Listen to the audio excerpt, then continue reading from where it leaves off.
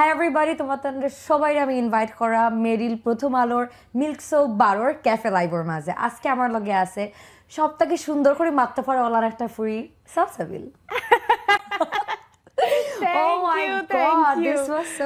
আচ্ছা থাক, আমার ভাত আর মানে তুমি মারার চেষ্টা করো না, আমরা এখন অভিনয় প্রসঙ্গে কথা বলি। যেহেতু তুমি এখন অভিনয় শিল্পী এবং আমি যেটা বলছিলাম যে অভিনয় দিয়ে তুমি সবার মন জয় করে নিয়েছো, বিশেষ করে তোমার যেটা আঞ্চলিক ভাষা সিলেটের, তুমি তো সব ক্যারেক্টার প্লে করতে পারো এবং তুমি বলে থাকো যে আমি একটা টাইপের ক্যারেক্টারে নিজেকে প্রেজেন্ট করতে চাই না, আমি সবকিছু এক্সপ্লোর করতে চাই।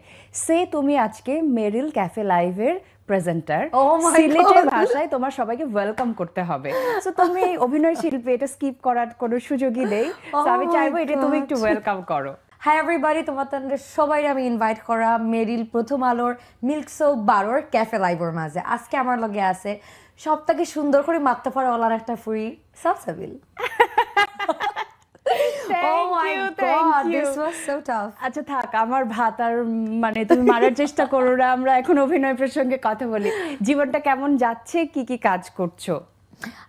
অ্যাকচুয়ালি ভালো যাচ্ছে আলহামদুলিল্লাহ, এবং কাজটা এখন একটু সিলেক্টিভ হচ্ছে। আচ্ছা, এটার জন্য আমি অনেক হ্যাপি। যদিও সামটাইমস মনে হয় যে একটার পর একটা ব্যাক টু ব্যাক কাজ আসলে ভালো লাগে, কিন্তু এবার আমার কাছে মনে হচ্ছে না, একটার পর একটা কাজ আসুক কিন্তু কোয়ালিটিফুল আসুক। আচ্ছা, সো এখন আমি একটু চেষ্টা করছি লাস্ট কয়েকটা মাস থেকে যে একটু যাতে বেটার প্রজেক্ট আমি আসলে আমার অডিয়েন্সকে গিফট করতে পারি।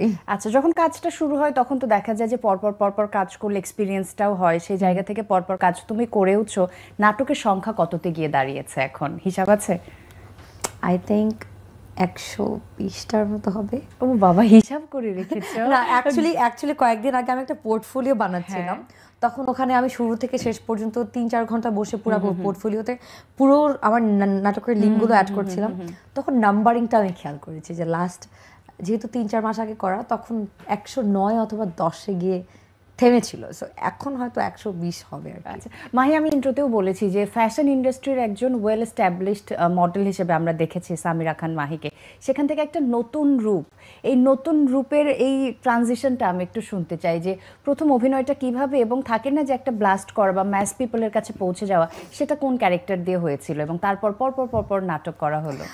তো তখন তো মডেলিং করতাম, কোভিডের টাইমে একটা ব্রেক ছিল আমাদের। ওই ব্রেকের টাইমে আমার কাছে মনে হতো যে আচ্ছা, আমার তো ক্যারিয়ার আলহামদুলিল্লাহ, আমাদের যেহেতু বাংলাদেশে মডেলিং ইন্ডাস্ট্রিটা আসলে এত বড় না, অনেক বেশি বড় না, কিন্তু খুবই ছোট এবং খুবই সীমিত। সো সেই জায়গা থেকে আমার কাছে মনে হলো আচ্ছা, আমি তো 5-6 বছর মডেলিং করলাম, এখন তাহলে আমি কী করবো? ওই যে কনসিস্টেন্সি আমার পছন্দ, এবং একই জিনিস ভালো লাগে না, বারবার মনে হয় যে এক্সপ্লোর করি। সেই জায়গা থেকে নাটক, যেটা আমার সোলো নাটক প্রথম করা একদমই কোভিডের পর 2022-এর আই থিঙ্ক শেষের দিকে, অথবা 2021-এর শেষের দিকে, অথবা 22-এর প্রথমের দিকে ছিল। সো ওই টাইমে ওটা করার পরে ওই নাটক যে অনেক বেশি পপুলার ছিল তা না, কিন্তু তারপরে আমি গার্লস স্কোয়াড নামে একটা ইয়ের জন্য, ওয়েব সিরিজের জন্য কল পাই, সেটা বঙ্গতে ছিল। সো ওই গার্লস স্কোয়াডের যে ক্যারেক্টারটা, ওটা মানুষের কাছে না অনেক পপুলার হয়েছে, এবং